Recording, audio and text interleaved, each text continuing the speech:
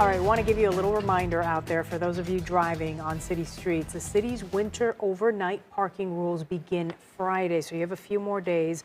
It's Friday at 3 a.m. No parking is allowed from 3 to 7 in the morning on 107 miles of streets, no matter if it snows or not. The rule remains in place until April 1st. Last year, the city towed 242 vehicles on day one.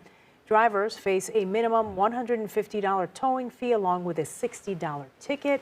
There is also the 2-inch rule on 500 miles of city streets. That means there's no parking if it snows more than 2 inches, no matter the date or time of day. Boy, that time of year. And it is that time. You see all our poinsettias here. It's like we're in that scene in Frosty the Snowman. You're in the Arctic and the snow and ice, and you've got the warmth inside. But it's such a lovely, colorful time of the year. I'll tell you, the contrast between these, the poinsettias, and the snow and cold outside is pretty stark. Yeah. It's pretty nice.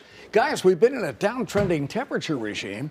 We were above normal through the middle of last week, and it's been below normal since then. Today finished about 10 degrees below normal. These were the low temperatures this morning.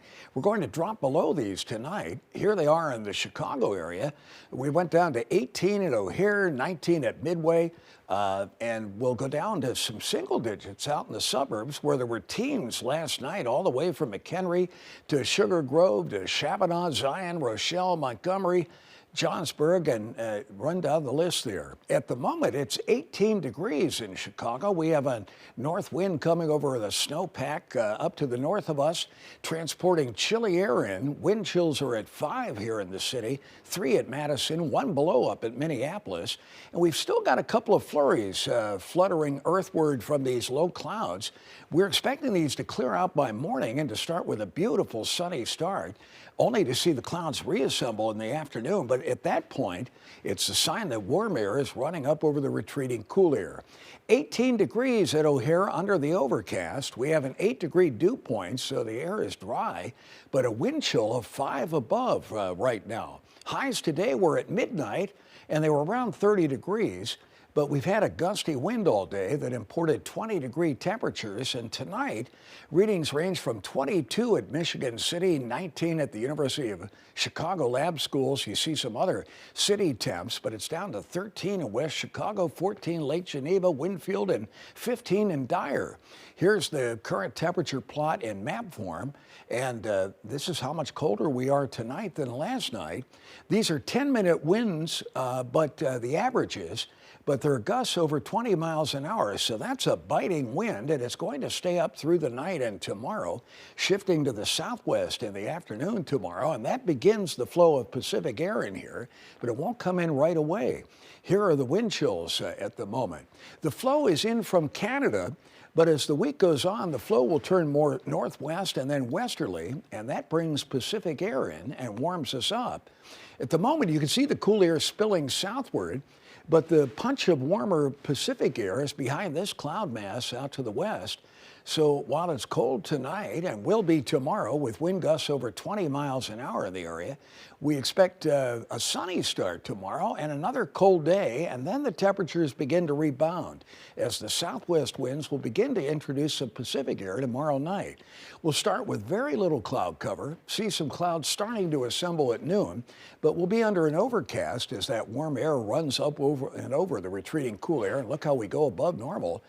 Later in the week, 45 Thursday, 42 on Friday and Saturday around here.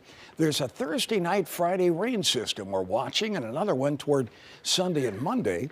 We'll keep an eye on both of those. Clearing and cold tonight after the flurries flutter earthward for several more hours in parts of the area. Low temperature 15, but single digits in colder outlying areas.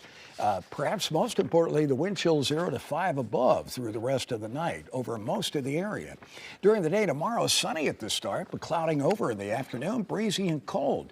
High of 25, which would make it the coldest temperature so far this fall. But tomorrow night won't drop much, clearing after the clouds hang in early in the night, a low of 22, and will build toward a high approaching 40 on Wednesday under mostly sunny, breezy, and milder conditions, with the Pacific air holding on Thursday joined by Gulf moisture that could rain on us Thursday night and Friday, a break in the rain Saturday, and another system that could tap some Gulf moisture with some rain Sunday and Monday. And we'll be close to the rain-snow line on some of those, so it's worth watching that as the week goes on.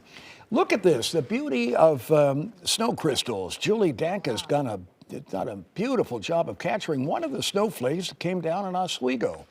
They're all hexagonal, all snowflakes are six-sided, but look at the intricate crystal structure. And this is kind of cool, a sequence of pictures out at Romeoville that takes you from spring in the upper left to summer in the upper right, then fall, and finally Sunday with the snow that came down in the area. That's quite a nice shot from Kim Hodges right there.